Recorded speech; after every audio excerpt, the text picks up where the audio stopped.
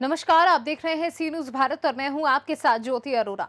वक्त हो गया है न्यूज बुलेटिन का, जिसमें हम जानेंगे कि कहां ग्रामीणों ने आंगनवाड़ी केंद्र की बदहाली पर जताया दुख। अदेड़ के खेत में हुई मौत पर पत्नी भाई ने किस पर लगाया हत्या का आरोप, और प्रयागराज में किस पर लगा नाबालिग लड़की के भगाने का आरोप।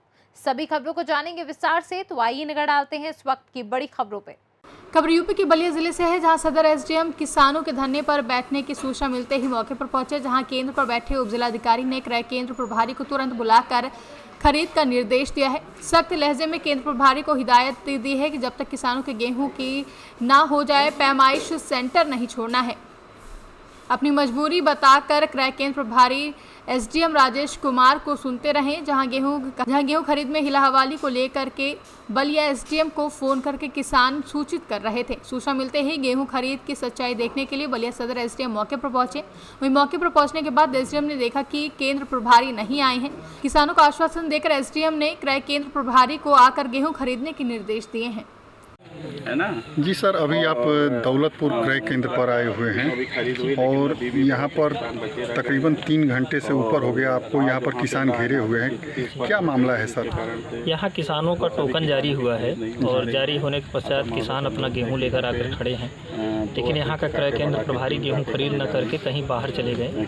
मेरे द्वारा पूछने पर उनके द्वारा कहा गया कि कुछ बैकलॉग मेरे पास बचे हैं, लेकिन जब तक वो ऑथेंटिक रूप से ये बता नहीं देते हैं कि बैकलॉग किन परिस्थितियों में है, उनको खरीदना पड़ेगा।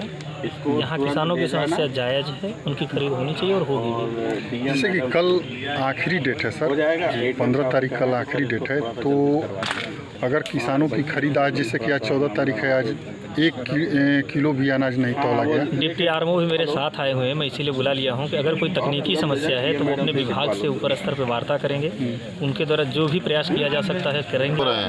अभी मेरा सरकारी 14-15 2 दिन पोर्टल खुला है और यहाँ का सचिव फरार है, यहाँ से भाग गया। ये करके लिस्ट बना के कि सोमवार को खरीदारी करेंगे। अब वो कह रहा है कि चाहे आप लोग लेकर के यहाँ से चले जाइए, हम खरीद नहीं करेंगे। हम पहले से खरीद करके रख लिए हैं, घर जा कर के मशीन लेकर पूरा सरकारी अमला घर पे बिठा करके ही हम अपना सिस्टम चलाएंगे। हम क्रय केंद्र पे नहीं आएंगे। तो हम एसडीएम साहब से हम लोग घेराव किए हैं, हम लोग ज़मीन पे लेटे हैं। जब तक हमारी खरीदारी नहीं होगी हम लोग यहाँ से जाने नहीं देंगे, या भले ही हम लोग मर जाएंगे।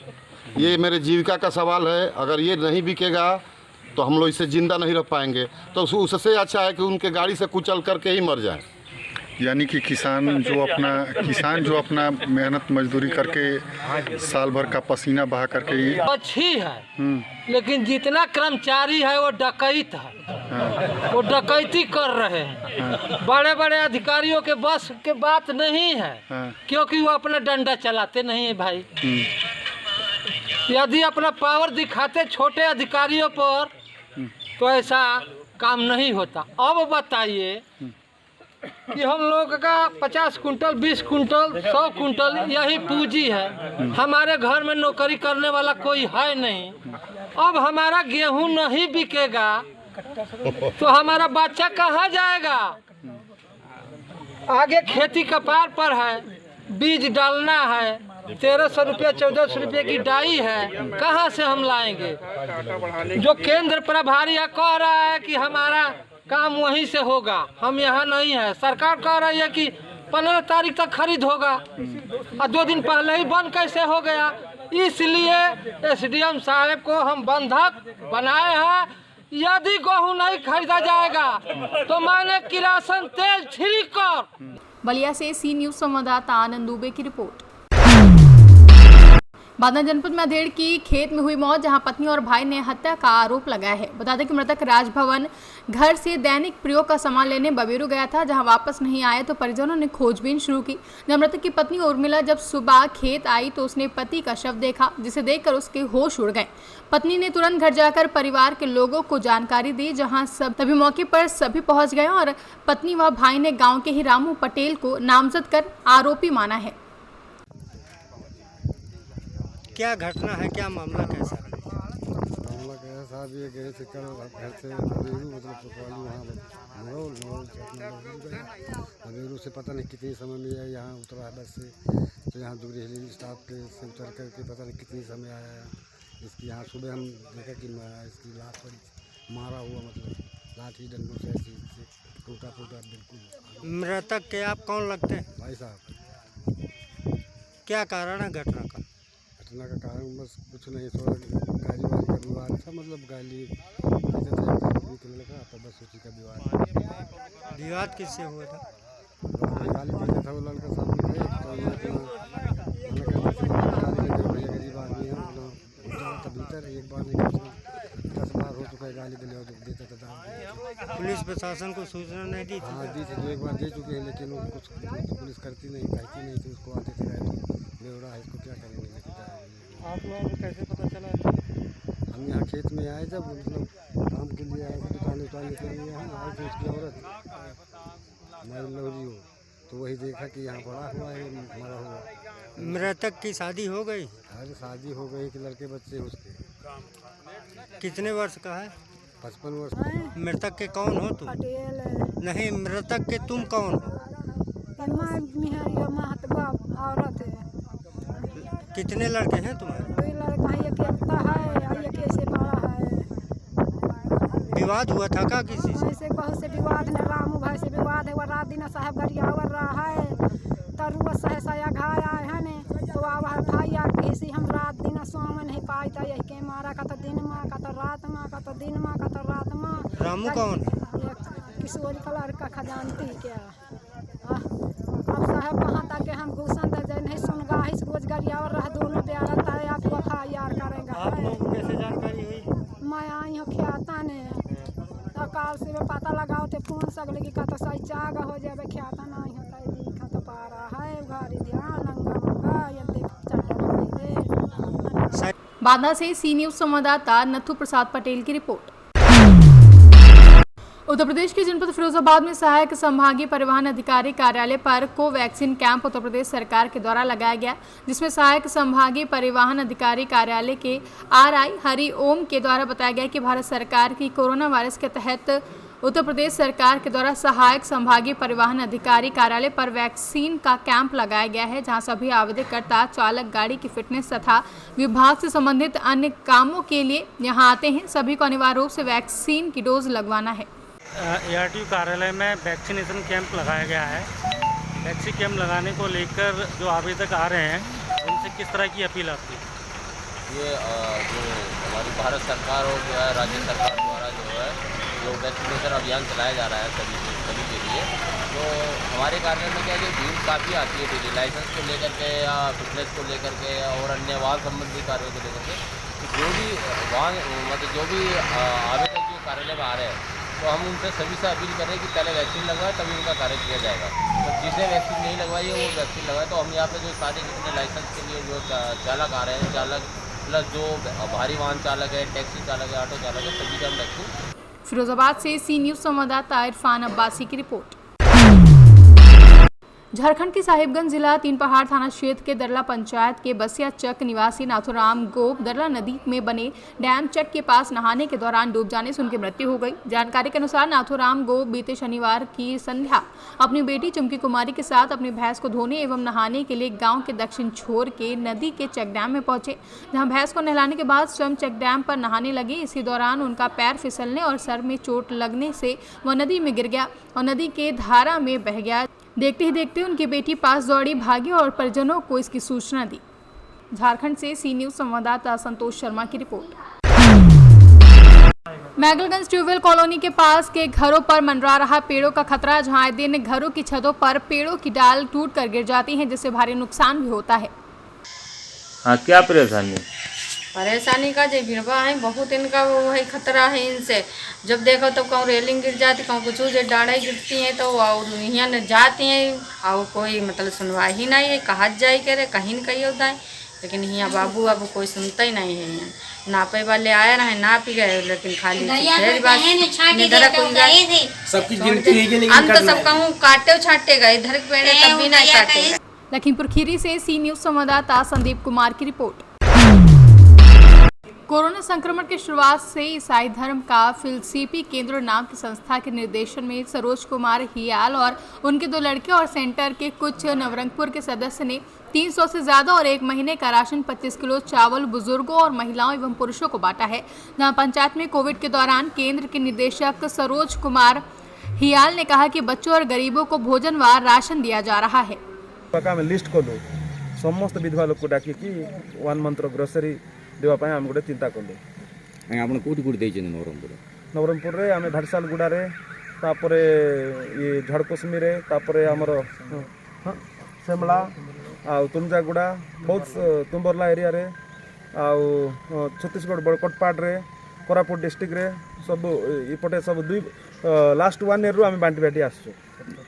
छत्तीसगढ़ बांटू शुणुले हाँ छत्तीसगढ़ भी बांटलु आम तिरथगढ़ रे तापर ये आमर जो झारखंड रे झारखंड बॉर्डर रे बांटलु बहुत जगह रे बांटी बांटी आसु। आज कौटी कौटी देवे आज इठरो जो आमर इपटर गोटे 10टा विलेज रे लोक आसछन्ती। आज गोटे 10टा गाँव लोक मिसिकी ये किए मैंने ऑटो रे आसले किए मैंने। ओडिशा से सी न्यूज संवाददाता मोहम्मद गुफरान की रिपोर्ट।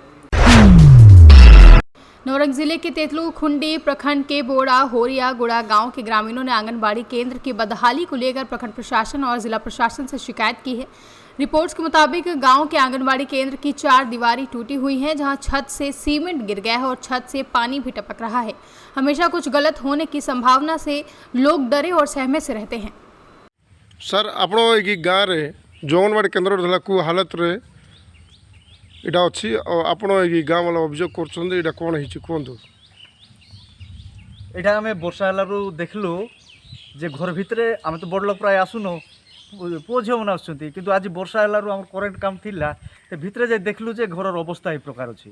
तापर एपूर्वर अंगनबाड़ी देइछन्ती बोली कहले आम लिखिकी देइछु सुपरवाइजर को आ घर गोटे आसुची बोलवाटा शुणुछु मात्र आज पर्यंत घर आसुना कि ना। देख वर्षा को देख लो घर अवस्था जदि ये जगार तो लॉकडाउन पर पिला छुआ आसुना जदि स्कूल अंगनबाड़ी पिला छुआ आसबे बोले अवस्था कौन हम पिला छुआ बहुत असुविधा पड़े कहीं सुरक्षा भितर ना देख लो भितर पानी भर्ती प्लस कांत मान सब 4टा कांत पड़ला एवं जो प्रकार आ गोटे वर्षा जब हम भुशुड़ी जीव तेज एपाई आम अनुरोध करुँ ग्रामवासी जमी भाव में कि तदंत कर घर जति आउ पुनर्वृत्ति माने नुआ घरटा गोटे हेले पुणी आमर गाँववासी पुणी पिला छुआ मान गोटे उपकार हो। ओडिशा से सी न्यूज संवाददाता मोहम्मद गुफरान की रिपोर्ट। प्रयागराज के गोरपुर थाना अंतर्गत गोहनिया चौकी के महज 500 मीटर की दूरी पर पीड़ित लड़की का भाई प्रधानपति राजेश साहू और घोरपुर पुलिस समझौता करने का दबाव दे रही है। जहां आरोपी लड़की का भाई ने बताया कि लड़की की उम्र मात्र 13 वर्ष घोरपुर थाने के एक गांव का मामला है, जहां नाबालिग लड़की को 11 जून को भगाने का मामला प्रकाश में आया है। मां की तहरीर पर मामला दर्ज किया गया है। घटना घटी है, किस तरह घटी है?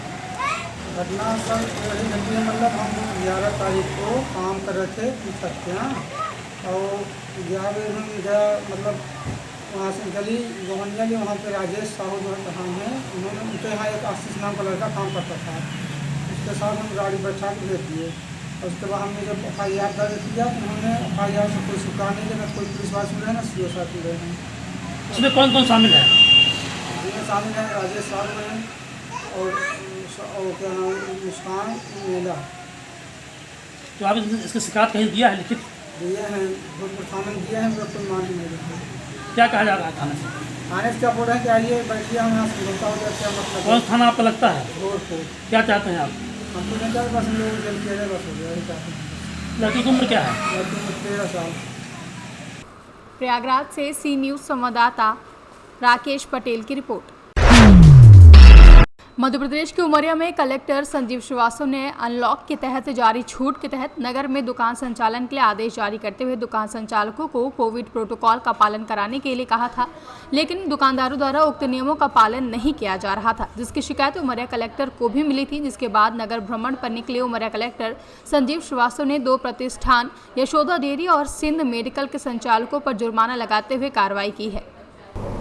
कुछ ऐसे दुकानें जिनको आज अनुमति नहीं थी वो भी कुछ खुली पाई गई थी, उनको समझाइश दी गई कि वो अपने निर्धारित दिन पर ही खोलें। और इसके अलावा दुकानदारों को वैक्सीनेशन के लिए प्रेरित किया गया कि दुकान जो खोल रहे हैं वो वैक्सीनेशन अवश्य कराएं ताकि वो अब फैलाने की स्थिति में ना आए। क्योंकि कई दिन के बाद जब भीड़ दुकान खुलने पर भीड़ आएगी तो कोरोना फैलने की बहुत आशंका रहेगी, इसलिए सभी दुकानों को वैक्सीनेशन कराने की समझाइश दी गई। सर, दुकानदार अगर वैक्सीनेशन नहीं करवाए तो उसके बाद भी दुकान संचालित करता है तो उनसे क्या कोई दंडात्मक कार्रवाई की जाएगी? और ऐसे दंडात्मक कार्रवाई मतलब ऐसा कोई बहुत ज़्यादा किसी को पनिश करने की बात तो नहीं है, और उनको समझाया जाएगा कि दुकान तभी खोले जब वैक्सीनेशन करा दें। नहीं, अब इससे जैसे ये एक था कि जैसे दुकानदार कोई ग्राहक विदाउट मास्क अगर पहुँचता है तो दुकान को सील किया जाएगा, ऐसा कुछ? हाँ, ये तो है ही। अगर दुकानदार तो खुद भी मास्क नहीं लगाए है या ग्राहक मास्क नहीं लगाए, दोनों ही स्थितियों में दुकानदार को जिम्मेदार माना जाएगा और दुकान 3 दिन के लिए सील की जाएगी। उमरिया से सी न्यूज संवाददाता केजी पांडे की रिपोर्ट। खबर उन्नाव जनपद के विकासखंड हसनगंज की ग्राम पंचायत धौरा से है, जहां पर नवनिर्वाचित ग्राम प्रधान लक्ष्मी साहू ने शपथ लेते ही सबसे पहले ग्राम पंचायत के शिक्षा के मंदिर विद्यालयों का कायाकल्प योजना के अंतर्गत सौंदर्यीकरण का निर्णय लिया है, जिसमें उनका पूरा सहयोग उनके पति चंद्र प्रकाश गुप्ता व ग्राम विकास अधिकारी जंग बहादुर ने दिया है। बताते चले कि लक्ष्मी साहू दोबारा ग्राम पंचायत की ग्राम प्रधान बनी है, जिनको कुल 1117 मत मिले थे। प्राथमिकता है ग्राम पंचायत सफल लिया लक्ष्मी देवी ने, इनका हम सहयोग करेंगे। ये प्राथमिकता है। स्कूल में नाली, खड़ंजे और टाइल्स और जो कमरों में लाइट नहीं लगी हैं उनकी लाइट लगवाना, पंखे लगवाना, जिससे हमारा सपना पूरा और सबका गांव वाला सपना पूरा होते कि ये सरकारी कॉन्वेंट जैसा स्कूल नहीं, बिल्कुल प्राइवेट कॉन्वेंट स्कूल। ये हमारी सोच है। स्वयं स्वतः है जो प्लास्टिक नालियों में फैली उसको निकलवाना और गड्ढे बनवाना और जल निकासी के लिए नाली बनवाना, जो गांव में घूर पड़े उनको गांव से बाहर डलवाना। ये शपथ ग्रहण के उपरांत विद्यालय में स्वच्छता और शिक्षा पे ध्यान देते हैं और जो है काम कराएंगे आप? जो है शिक्षा से ही सारा जो है सुधार होता है। पहली तो सोच हमारी शिक्षा की है। जब शिक्षा होगी तभी जो है गांव का विकास होगा। प्रधान के साथ मिल करके क्या आपके नए उद्देश्य हैं और किस तरीके से विकास इस गांव को विकास की ओर ले जाएंगे? हमारा उद्देश्य ये है कि हमने पूर्व में कार्य योजना में कायाकल्प योजना के तहत हमने कार्य योजना को तैयार कर लिया है। उसी प्रधान जी के शपथ होने के बाद तुरंत ही हमने काम को चालू करा दिया है। गांव में स्वच्छता अभियान के तहत हमने डुबकी भी करा दी है और रास्ते में जो सड़क पे या खड़ंजों पे जो जानवर बांधते हैं उनको हटवाने की मुहिम हमने छेड़ रखी है और जो बंद नालियां हैं उनको खुलवाने का पूरा ध्यान दिया जा रहा है और कार्य भी कराया जा रहा है। प्राथमिक विद्यालय में कायाकल्प योजना के तहत ऐसा लगे कि हमारा एक स्कूल है वो प्राइवेट स्कूल के जैसा लगे और बच्चे अधिक आकर्षित हों और गांव के लोगों को भी जागरूक किया जा रहा है। मैं सारे वार्ड मेंबरों को बता चुका हूं कि शिक्षा पे आपका विशेष ध्यान देना है। अगर किसी के बच्चे स्कूल नहीं जाते हैं तो क्यों नहीं जाते हैं, उसकी क्या आवश्यकताएं हैं और क्या उसको आवश्यकता चाहिए। उन्नाव से सी न्यूज संवाददाता दीपांकर सिंह की रिपोर्ट। फिलहाल के लिए न्यूज बुलेटिन में बस इतना ही। देश दुनिया की तमाम बड़ी खबरों के लिए आप देखते रहिए सी न्यूज भारत।